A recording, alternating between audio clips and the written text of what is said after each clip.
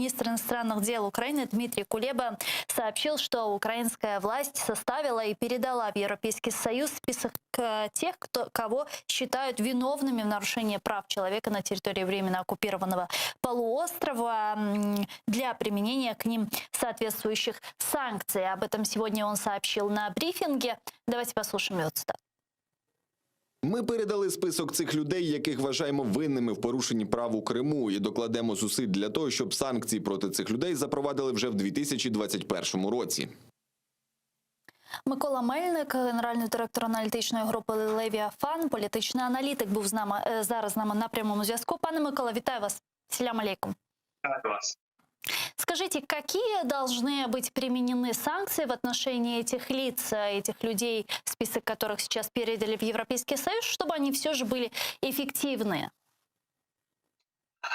Питання не в тому, знаєте, не слід радити Раді Європи і Європейському Союзу, які саме санкції треба запроваджувати. Безпосередньо санкції будуть запроваджені на тому рівні, на якому вони запроваджуються до будь-якої особи, яка помічена у порушенні прав та свобод людини. Безпосередньо це будуть санкції, є санкції політичні, економічні та фінансові. Я вважаю, що будуть нам два види санкцій, тобто це політичні, а друге це, звичайно ж, фінансова, тому що ніщо не є по карману злочинця неможливість використати ті гроші, які він заробив, накрав в окупованому Криму, порушуючи права, в тому числі і корінного населення. Я думаю, як тільки будуть заморожені всі активи людей, які причасні до порушення прав і свобод людей та громадян, в тому числі громадян України, я думаю, це доволі болісно вдарить по бажанню дуже багатьох представників окупанта і далі вчиняти певні дії, які можуть бути інтерпретовані як порушення прав та свобод людей.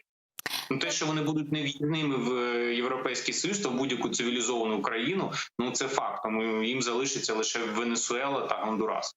Но мы же понимаем, что персональные санкции, к сожалению, не так эффективны, как бы нам и хотелось, в отличие от секторальных. Ми це все прекрасно розуміємо, але треба розуміти, що Російська Федерація для Європи – це в першу чергу торговий партнер, який забезпечує їх дешевими енергоносіями. І без російських енергоносіїв економіка Європейського Союзу дуже швидко встане.